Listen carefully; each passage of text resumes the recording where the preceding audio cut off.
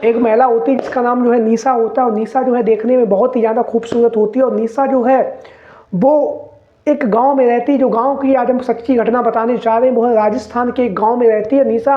और निशा की जो है शादी हो चुकी थी, और शादी के कुछ समय बाद ही जो है उसके सास और जो ससुर होते हैं वो खत्म हो जाते हैं। उसके बाद जो है निशा का जो पति होता है वो बाहर नौकरी कर रहा होता है। उसके बाद जो निशा जो है अपने घर में ही अपने जो है देवर के साथ में किस तरह से जो है संबंध बनाती है, उसको लेकर आज हम अपनी इस वीडियो में बात करने जा रहे हैं। तो वीडियो में आप लोग अगर पहली बार आए हैं तो चैनल को सब्सक्राइब जरूर कर लें, और वीडियो को अंत तक जरूर देखें, जिससे कि आपको यह जो घटना है इसके बारे में पूरी बात पता चल सके। तो निशा नाम की एक लड़की होती है जिसकी उम्र लगभग 18 से 20 साल रही होगी। जब वह लड़की 18 से 20 साल हुई तो उसके जो माता पिता जो थे उन्हें चिंता होने लगी, क्योंकि आप लोगों को पता होगा कि जब 18-20 साल की लड़कियां हो जाती हैं तो हमारे समाज में जो है लड़कियों के जो माता पिता होते हैं वो विवाह को लेकर चिंतित हो जाते हैं। तो वही निशा नाम की जो लड़की थी उसकी उम्र भी 18 से 20 साल तक हो रही थी, तो उसके घर वाले, उसके माता पिता जो है वो चिंतित हो जाते हैं। जब वह उसके माता पिता चिंतित होते हैं तो वो अपने आसपास के लोगों को, अपने रिश्तेदारों से कहते हैं कि कोई भी अच्छा लड़का हो तो बताना, बेटी के जो है हाथ जो है वो पीले करने हैं। तो वहीं पर जो है उनके जो रिश्तेदार होते हैं वो एक एक करके लड़का बताते हैं। फिर एक लड़का जो है जिसका नाम राज होता है उसे बताया जाता है। राज जो होता है, जब उसके मम्मी पापा यानी कि निशा के जब मम्मी पापा राज को देखते हैं तो वो उन्हें पसंद कर लेते हैं। उसके बाद जो है राज और निशा को आपस में मिलाया जाता है, दोनों एक दूसरे को जब पसंद कर लेते हैं उसके बाद जो है निशा के माता पिता और राज के माता पिता आपस में बैठकर जो है शादी की तारीखों को जो है निकलवाने लगते हैं। उसके बाद जो है तारीखों का जब ऐलान हो जाता है, शादी की तारीख तय हो जाती है, उसके बाद जो है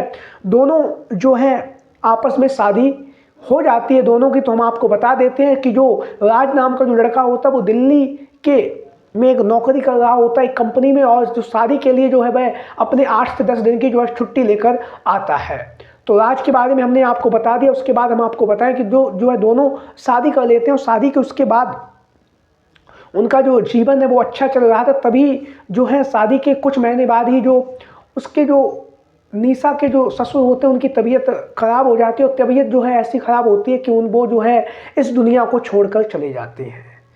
जब निशा के पति निशा के ससुर इस दुनिया को छोड़कर चले जाते हैं तो निशा की जो सास होती हैं वो इस दुख को बर्दाश्त नहीं कर पाती हैं, और कुछ दिनों बाद जो है निशा की जो सास होती है वो भी इस दुनिया को छोड़कर चली जाती हैं। तो जो राज और निशा पर जो है एक बहुत विपत्ति का जो समय आ जाता है। विपत्ति का समय आने के बाद जो है जहाँ पर राज जो है कुछ समय की छुट्टियाँ लेकर घर पे आया था, लेकिन अब जो है उसकी जो छुट्टियाँ वो लगातार बढ़ती जा रही थी। लगभग 3 से 4 महीने का जो समय है वो उसने गाँव में बिताया। उसके बाद जब स्थितियाँ सामान्य हुई उसके बाद जो है राज नाम का जो लड़का होता है वो दिल्ली में अपनी जो नौकरी कर रहा होता कंपनी में वापस चला जाता है।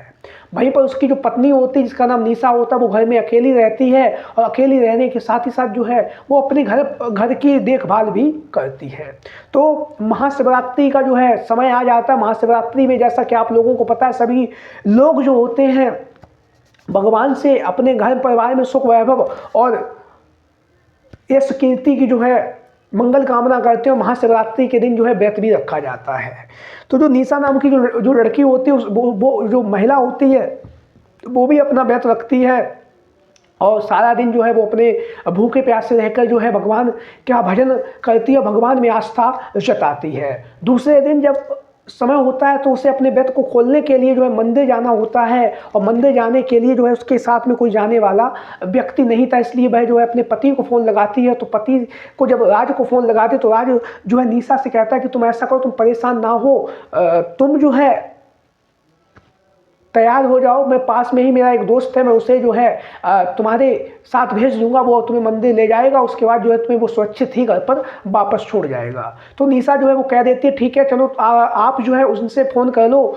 तो जो निशा का जो पति होता है राज, उसका एक मित्र होता है राहुल जो उसके गाँव में ही रहता है। तो जो राज जो होता है वो राहुल को फ़ोन कर देता है, और फ़ोन करने के बाद कहता है कि वो तुम्हारी जो भाभी हैं वो मंदिर जाना चाह रही, तो ऐसा करो उन्हें मंदिर घुमा लाओ, उसके बाद जो है उन्हें घर पर छोड़ देना।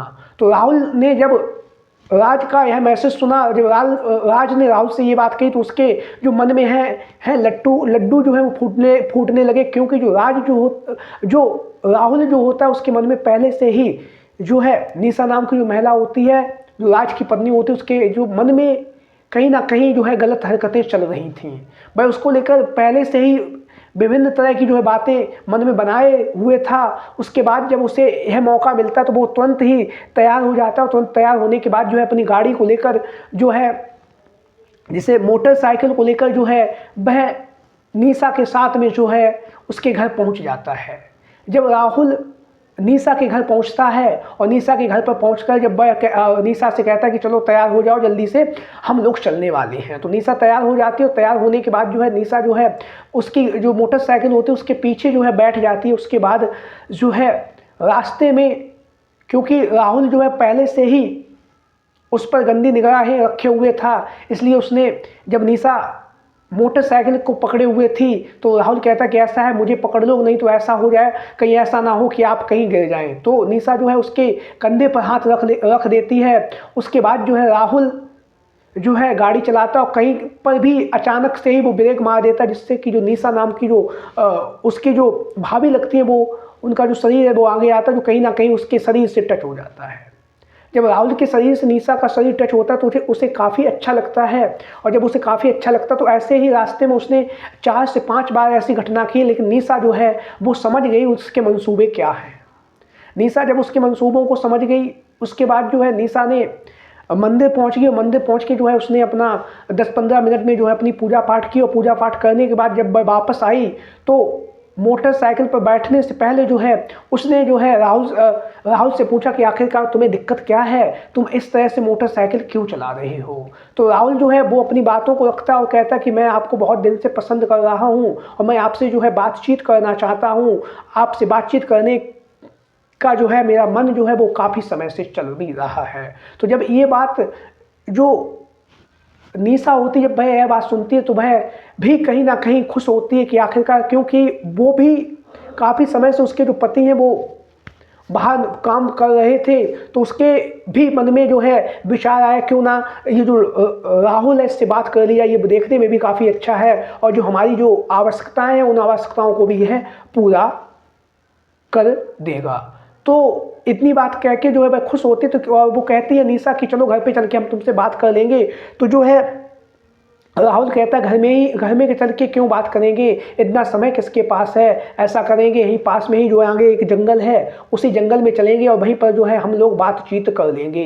तो ये बात जो है निशा को समझ में आ जाती है। उसके बाद जो है वह मोटरसाइकिल पर बैठकर जो है आगे लगभग 2 से 3 किलोमीटर चलने पर एक घना जंगल था, उस जंगल में जो है दोनों पहुँच जाते हैं। राहुल जो है वो अपनी मोटरसाइकिल को साइड में लगाता है। उसके बाद जो है दोनों ही जंगल में अंदर पहुँच जाते हैं और अंदर पहुँच के जो अपनी बातचीत करने की जो उनकी शैली थी, दोनों एक दूसरे के साथ में बातचीत करते हैं। उसके बाद जो है राहुल जो होता है वो निशा को उसके घर पहुंचा देता है। तो आप लोगों का क्या राय है इस कहानी को लेकर? हमारा उद्देश्य सिर्फ और सिर्फ यही है कि आप लोगों को ज़्यादा से ज़्यादा जागरूक किया जाए, और हमारा उद्देश्य किसी की भावनाओं को आहट पहुंचाना नहीं है। आप लोगों की राय, आप लोगों के विचार कमेंट बॉक्स में ज़रूर दें, और आज के साथ ही साथ आप लोग जहां से भी हमारी वीडियो को देख रहे हैं तो प्लीज़ कमेंट बॉक्स के माध्यम से अपना नाम और अपने ज़िले का नाम जरूर लिखें, जिससे कि अगली जो वीडियो आए उसमें हम आपके नाम को ले सकें। आज की वीडियो में इतना ही। जय हिंद, जय भारत।